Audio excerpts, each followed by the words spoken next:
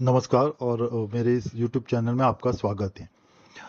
जो कल्याण मासिक के कृपानुभूति अंक के पहला जो ये है सत्य घटनाएं हैं और वो हैं जो जिस पे ये वीडियो अभी मैं बना रहा हूँ वो है बालक मार्कंडेय को शिव कृपानुभूति कैसे हुई उस पे। तो मैं जैसे कल्याण मासिक में जैसे छपा है वैसा का वैसा मैं आपको पढ़ के सुनाता हूँ, तो आपको भी वो सत्य घटना जो है उस पे ये मार्कंडेय की बालक मार्कंडेय को जो ये हुए मतलब उसके जो आयु है उसको दीर्घायु जो भगवान ने दिए कभी उनका देहांत नहीं होगा। तो ये इस पे जो ये है कहानी है वो मैं अभी आपको बताता हूँ। तो कहानी ऐसी है, महामुनि मंडूक के कोई संतान नहीं थी। इसके लिए उन्होंने पत्नी सहित कठोर तप करके भगवान शंकर को संतुष्ट किया। प्रसन्न होकर भगवान शंकर प्रकट हुए और उन्होंने कहा कि तुमको पुत्र की प्राप्ति तो होगी, पर यदि गुणवान, यशस्वी, सर्वज्ञ, परम धार्मिक और ज्ञान का समुद्र ऐसा पुत्र चाहते हो तो उसकी आयु केवल 16 वर्ष की होगी। और उत्तम गुणों से हीन पुत्र चाहते हो तो वह चिरंजीवी होगा। इस पर धर्मात्मा मृकंडु मुनि ने कहा, मैं गुणहीन पुत्र नहीं चाहता। आयु आयु चाहे छोटी हो, मुझे तो गुण संपन्न ही पुत्र चाहिए। भगवान शंकर तथास्तु कह के अंतर्धान हो गए। भगवान शंकर के वरदान के अनुसार मृकंडु मुनि की पत्नी जो मरुद्वती थी वो गर्भवती हुई। समय पर बालक का जन्म हुआ। बालक बड़ा ही तेजस्वी और सुंदर था। समय समय पर मुनि मृकंडु बालक के यथाविधि संस्कार करते रहे और उसने यज्ञोपवीत लेकर अंग उपांग पद और क्रम सहित संपूर्ण वेदों का अध्ययन किया। वह बड़ा शीलवान तथा गुणी था और माता पिता की सेवा में संलग्न रहता था। इस प्रकार बुद्धिमान मार्कंडेय की आयु आयु का 16 वर्ष जब आरंभ हुआ तब भगवान शंकर की बात याद करके मुनि मृकंडु अत्यंत व्याकुल हो गए। मार्कंडेय के पूछने पर मृकंडु ने कहा, बेटा, भगवान शंकर ने तुमको 16 वर्ष की ही आयु दी है। उसकी समाप्ति का काल समीप आप पहुंचा है, इसलिए मैं शोकाकुल हूँ। पिता के वचन सुनकर बड़े धैर्य के साथ मार्कंडेय ने कहा, पिताजी, आप तनिक भी शोक न करें। मैं मृत्युंजय आशुतोष कल्याण स्वरूप भगवान शंकर की उपासना करके आपको उनको प्रसन्न करूंगा और मैं अमर होऊंगा। पुत्र की बात सुनकर माता पिता को बड़ा हर्ष हुआ और उन्होंने उसके प्रस्ताव का समर्थन करते हुए कहा, भगवान शिव ब्रह्मा आदि देवताओं के एकमात्र कर्ता, नित्य अपनी महिमा में स्थित, संपूर्ण विश्व के आश्रय और जगत की रक्षा करने वाले हैं। बेटा, तुम उन्हीं की शरण में जाओ। माता पिता की आज्ञा पाकर मार्कंडेय जी दक्षिण समुद्र के तट पर चले गए और विधि पूर्वक अपने ही नाम से यानी मार्कंडेश्वर शिवलिंग की स्थापना करके, यानी शिवलिंग जो उन्होंने स्थापित किया उनको उन्होंने खुद मार्कंडेश्वर शिवलिंग का नाम दिया। तो स्थापना करके पूजा करके करने लगे। पूजा के अंत में वे भगवान शंकर के मृत्युंजय स्तवन का पाठ करके नृत्य करते थे। उस स्तोत्र से भगवान शंकर संतुष्ट हो गए। 16वें वर्ष का अंतिम दिन आ गया। मृत्यु को साथ लिए बड़े विकराल रूप में काल देवता प्रकट हुए और वे मार्कंडेय के प्राण हरण करने को उद्यत हुए।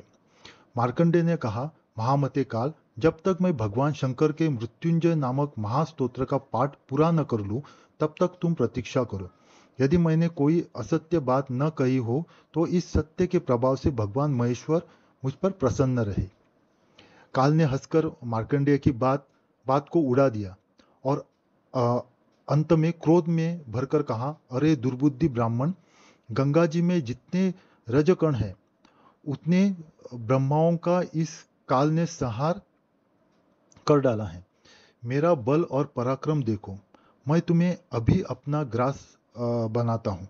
तुम इस समय जिनके दास बने बैठे हो, देखता हूँ वे तुम्हारी रक्षा कैसे करते हैं।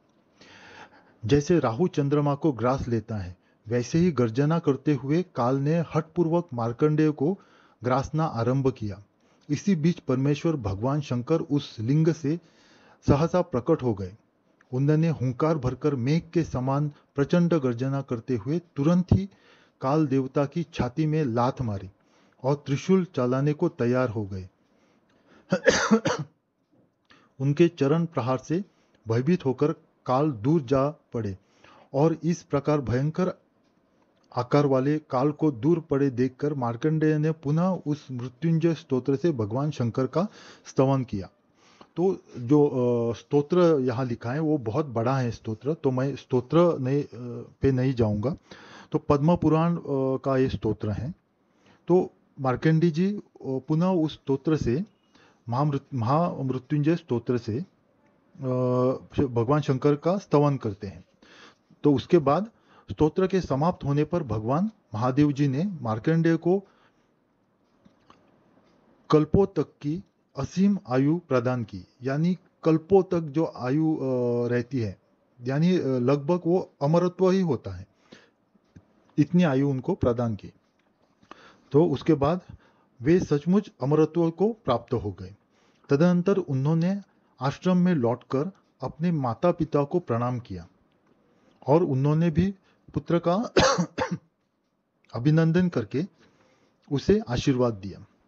तो वशिष्ठ जी कहते हैं कि मार्कंडेय जी द्वारा रचित इस स्तोत्र का भगवान शंकर के समीप विश्वास पूर्वक जो पाठ करेगा उसे मृत्यु का भय नहीं होगा, यह मैं सत्य सत्य कहता हूँ। तो यहाँ तक वो कहानी जो मार्कंडेय ऋषि की है, बाल अवस्था में जो उन्होंने उनके सत्य घटना है, तो ये पूरी हो गई। जो पहली जो सत्य घटना या कहानी लिखी है यहाँ पे कल्याण में प्रकाशित हुई है, तो ये पहली कहानी पूर्ण हो गई। तो इस कहानी में ऐसा दिखाया है कि भगवान महादेव ने, भगवान जो महाकाल बोलते हैं, क्योंकि उन्होंने काल को भी मार दिया था इसलिए उनको महाकाल बोलते हैं।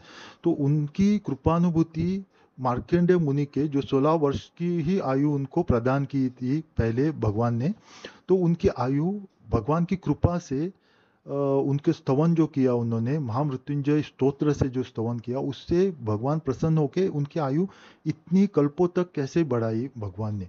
तो इस विषय पर ये कहानी थी। ये बहुत ही प्रेरणादायक कहानी है, क्योंकि अगर हमारे नसीब में कुछ भी लिखा हो, क्योंकि मार्कंडेय मुनि के जो नसीब में लिखा था 16 वर्ष की आयु, जो कोई बदल ही नहीं सकता था, पर महादेव की कृपा से वो जब प्रसन्न होते सर्वस्व दे बैठते हैं वो भक्त को। वैसे ही उन्होंने वो उसका जो कर्म लिखा था, उसकी जो विधि लिखी थी, ये विधान था कि इतने 16 साल की आयु में उनका देहांत हो जाएगा, तो वो भी बदल डाली भगवान ने। तो ये बहुत ही प्रेरणादायक ये स्तोत्र है, ये कहानी है। तो अगले वीडियो में मैं अगली और एक सत्य घटना पर कहानी आपको लेके आऊँगा। तो आप मेरे चैनल पे बने रहिए, और मैं लगभग प्रयास करूंगा कि हर दिन एक आपको इसकी सत्य घटना जो कहानी कल्याण मासिक में लिखी है वो आपके समीप लाऊं। तो आप मेरे इस चैनल को सब्सक्राइब कीजिए और बेल आइकन दबाना ना भूलिएगा, और इस विषय और इस जो वीडियो को ज़्यादा से ज़्यादा लाइक और शेयर कीजिएगा, ताकि दूसरों को भी इसका उपयोग हो जाए। आप पे भगवान की कृपा बनी रहे। धन्यवाद।